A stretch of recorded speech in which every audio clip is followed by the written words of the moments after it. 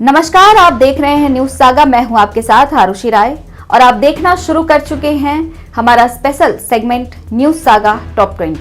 जिला न्यायालयों के समय में बदलाव, आज से नए समय पर कोर्ट। रांची सिविल कोर्ट सहित राज्य के सभी जिला न्यायालयों में 6 अप्रैल से मॉर्निंग कोर्ट शुरू।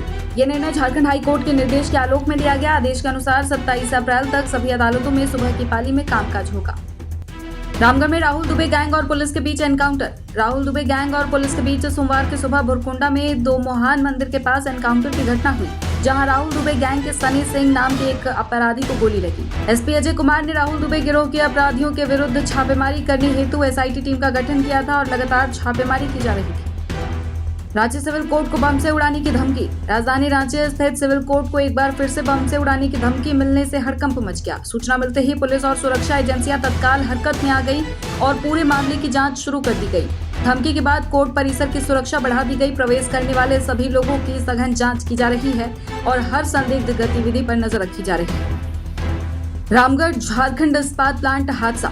रामगढ़ जिले के हेसला स्थित झारखंड इस्पात प्लांट प्राइवेट लिमिटेड में सोमवार तड़के एक बड़ा हादसा हो गया। प्लांट में फर्नेस फटने से जोरदार धमाका हुआ, जिसमें वहां काम कर रहे 9 मजदूर गंभीर रूप से झुलस गए।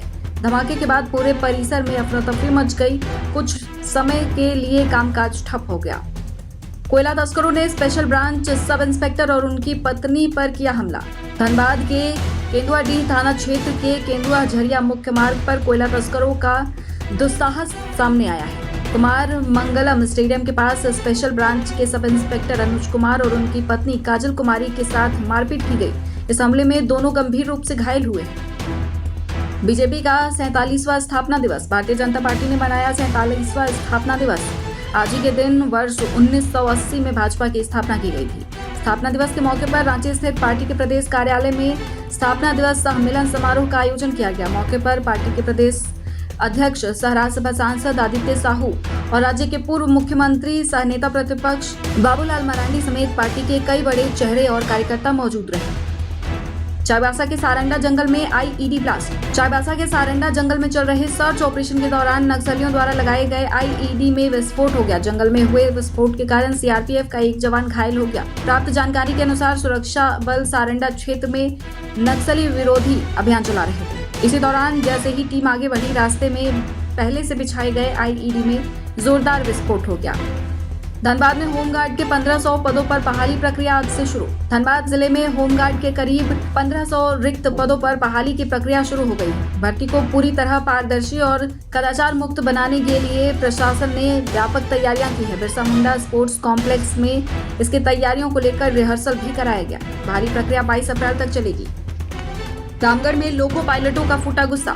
रामगढ़ में धनबाद रेल मंडल के सीआईसी सेक्शन के अंतर्गत पतरातू में लोको पायलट और सहायक लोको पायलटों ने क्वेश्चन पेपर की मौजूदा व्यवस्था के खिलाफ रविवार को जोरदार आंदोलन शुरू कर दिया। रनिंग स्टाफ ने स्पष्ट रूप से कह दिया कि अब वे क्वेश्चन पेपर लेने के लिए यार्ड मास्टर कार्यालय नहीं जाएंगे। लोको पायलटों का कहना है कि ड्यूटी पर तैनात कर्मियों को क्वेश्चन पेपर या तो क्रू लॉबी में उपलब्ध कराया जाए या सीधे इंजन में दिया जाए। गुमला में 2 युवतियों से सामूहिक दुष्कर्म। गुमला जिले के सदर थाना क्षेत्र के पालकोट और सीसई क्षेत्र की रहने वाली 2 युवतियों को घूमने के बहाने बुलाकर 3 युवकों ने उनके साथ दुष्कर्म किया। घटना के बाद पूरे इलाके में भारी आक्रोश व्याप्त है। पुलिस ने त्वरित कार्रवाई करते हुए 2 आरोपियों को गिरफ्तार कर लिया है, जबकि तीसरा आरोपी अब भी फरार है। सीएम हेमंत सोरेन ने असम में उठाया एसटी का मुद्दा। झारखंड के मुख्यमंत्री हेमंत सोरेन ने रविवार को एक्स पर पोस्ट के जरिए कहा कि असम की धरती पर एक ऐसा सच दबा हुआ है जिससे जितना कहा जाए, सबको जितना बताया जाए उतना ही कम है। असम के चाय बागानों में पीढ़ियों से रह रहे आदिवासी समाज को आज तक एसटी का संवैधानिक दर्जा नहीं मिला। उन्होंने इसे राष्ट्रीय स्तर का अन्याय बताया। 12 दिनों से लापता बच्ची का पिता और भाई निकला आरोपी। रांची के रातू थाना क्षेत्र से पिछले 12 दिनों से लापता नाबालिग लड़की की हत्या का सनसनीखेज मामला सामने आया है। इस मामले में रांची पुलिस ने एक आरोपी रिश्तेदार को गिरफ्तार कर लिया है। पूछताछ के दौरान आरोपी ने पूरी घटना का खुलासा कर दिया। प्रारंभिक जांच में हत्या के पीछे प्रेम प्रसंग की बात सामने आई है। समाज में इज्जत बनाए रखने के कारण पिता और भाई ने दिया घटना को अंजाम। कस्टम अधिकारी बनकर व्यापारियों से लूट। बिहार के पटना से हैरान करने वाला मामला सामने आया है, जहां गुजरात से आए 2 व्यापारियों से 15 किलो सोने की ठगी कर ली गई। अपराधियों ने इस घटना को अंजाम फर्जी कस्टम विभाग अधिकारी बनकर दिया। अधिकारियों ने खुद को कस्टम विभाग का अधिकारी बताते हुए जांच की बात कही और व्यवसायियों को अपने झांसे में ले लिया। इसके बाद उन्होंने सोने से भरा बैग अपने कब्जे में लिया और कुछ ही मिनटों में मौके से फरार हो गए। पति को मृत समझकर देवर से शादी, 25 साल बाद लौटा पति। बिजनौर के नहटौर में 25 साल पहले लापता हंसा सिंह अचानक मिल गए। परिवार ने उन्हें मृत मानकर उनकी पत्नी विमला देवी की शादी उनके भाई से करा दी थी। अब उनकी वापसी से पत्नी के सामने बड़ी भावनात्मक और कानूनी सवाल खड़े हो गए हैं। पुलिस की संवेदनशीलता से परिवार का मिलन संभव हुआ।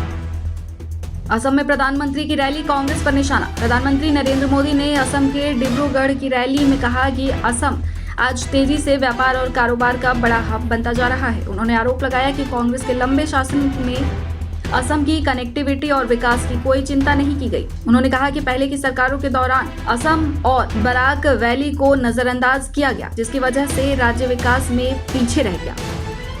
पीएम मोदी ने स्थापना दिवस पर दिया बीजेपी कार्यकर्ताओं को खास संदेश। पीएम मोदी ने पार्टी कार्यकर्ताओं को संबोधित करते हुए भावुक संदेश दिया। उन्होंने कहा कि भाजपा सिर्फ एक राजनीतिक संगठन नहीं बल्कि कार्यकर्ताओं के लिए मां के समान है। पीएम मोदी ने स्थापना दिवस का जिक्र करते हुए कहा कि हम कार्यकर्ताओं के लिए एक राजनीतिक आयोजन नहीं बल्कि कार्यकर्ताओं के लिए ये एक भावुक अवसर होता है। उन्होंने कहा कि पार्टी ने हमें राष्ट्र सेवा का सौभाग्य दिया। दिल्ली विधानसभा में अज्ञात कार गेट तोड़कर अंदर घुसी।